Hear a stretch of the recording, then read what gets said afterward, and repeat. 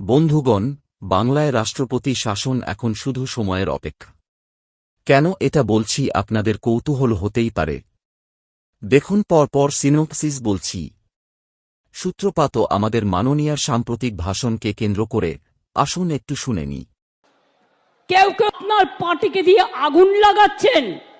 মনে রাখবেন, বাংলায় যদি আগুন লাগান, আসামও থেমে থাকবে না, নর্থ ইস্টও থেমে থাকবে না, উত্তরপ্রদেশও থেমে থাকবে না, বিহারও থেমে থাকবে না, ঝাড়খণ্ড থেমে থাকবে না, উড়িষ্যাও থেমে থাকবে না, আর দিল্লিও থেমে থাকবে না। আপনার চেয়ারটা আমরা টলমল করে দেব।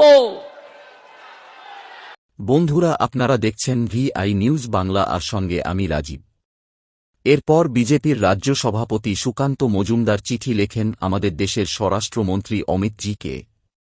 এরপর একে একে আসাম, উত্তরপ্রদেশ, দিল্লি, মণিপুর সব জায়গা থেকে মুখ্যমন্ত্রীরা চিঠি লেখেন মোদিকে এবং সমালোচনার ঝড় তোলেন সোশ্যাল মিডিয়াতে। দেখুন কে কি বলছে। মণিপুরের মুখ্যমন্ত্রী বীরেন সিং বলছে, দিদির এত সাহস হয় কি করে যে উত্তর পূর্বকে হুমকি দেয়। আমি এই ধরনের দায়িত্বজ্ঞানহীন মন্তব্যের নিন্দা জানাই। তাকে এর জন্য অবশ্যই জনসমক্ষে ক্ষমা চাইতে হবে।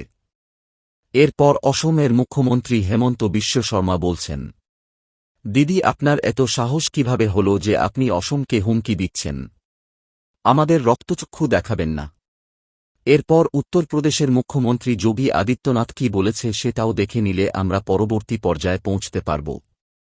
আমি রাষ্ট্রপতি দ্রৌপদী মুর্মুজি দ্বারা প্রকাশিত কলকাতায় যে মহিলা ডাক্তারের সাথে বীভৎস ঘটনা ঘটেছে, এটা একমাত্র পশ্চিমবঙ্গের মমতা ব্যানার্জির সরকারের নারী সুরক্ষার প্রতি ঘোর উদাসীনতা ও অসভ্য অসংবেদনশীলতার প্রকাশ করে। এইসব বিজেপি শাসিত রাজ্যের মুখ্যমন্ত্রীরা রাষ্ট্রপতিকে চিঠি লেখেন। এরপরেই অমিত শাহের দপ্তর থেকে ডাক পড়ে রাজ্যপাল CV আনন্দ বোসের। তার একটাই কারণ, জাতীয় সুরক্ষা। আপনারা হয়তো জানেন যে ভারতের 7 সিস্টারকে অশান্ত করার একটা চাল বাংলাদেশের জামাতরা নিয়েছে, পাকিস্তান ও চীনের উস্কানিতে। এমতাবস্থায় দেশের ভিতর থেকেও যদি এরকম থ্রেট আসে তাহলে সেটা জাতীয় সুরক্ষার প্রশ্ন তুলে দেয়। তার উপর সুকান্ত মজুমদারের লেখা চিঠি অবশ্যই গুরুত্ব রাখে। সবকিছু পরপর সাজালে এখন এই রাজ্যের যা অবস্থা, তাতে রাষ্ট্রপতি শাসন লাগু করতে কোনো অসুবিধা নেই, এটা বিশেষজ্ঞের মতামত। এখন দেখার বিষয় আর কত দিন লাগবে।